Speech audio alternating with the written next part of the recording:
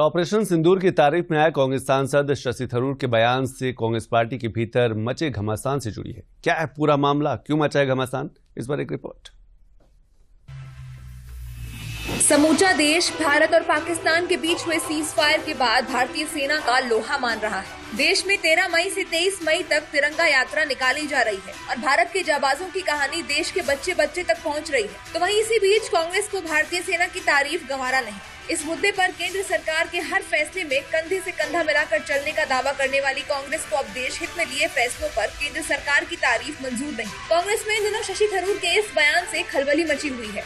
I see it as a particular politician wanting to take credit for something, and I can see that the government of India probably said let them take the credit if they want to. But from our point of view, we have made it clear that the piece followed a request from the Director General of Military Operations of Pakistan, who called his Indian counterpart at 3:35 p.m. in the afternoon, and we didn't take very long to say yes because we had never wanted a long war. We had made it very clear on the 7th of May that what we had done was to strike terrorist targets in reprisal for Pahalgam, and the last thing we wanted was to see that as the beginning of a long protracted conflict.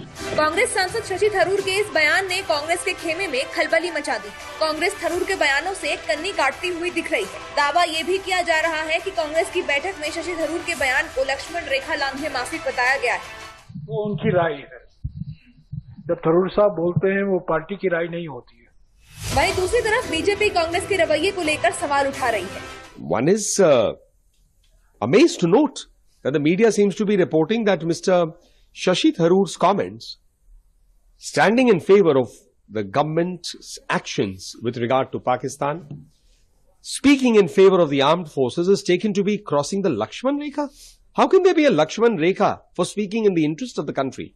How can there be a Lakshman Rekha standing with the armed forces and their action? सरकार के साथ चलने का दावा करने वाली कांग्रेस के बड़े नेताओं ने पहलगाम हमले को लेकर लगातार विवादित बयान दिए थे, जिन्हें लेकर कांग्रेस के उन नेताओं का ना तो माफीनामा आया और ना ही सफाई। वही कांग्रेस आज शशि थरूर के सेना की तारीफ करने पर मचल रही है।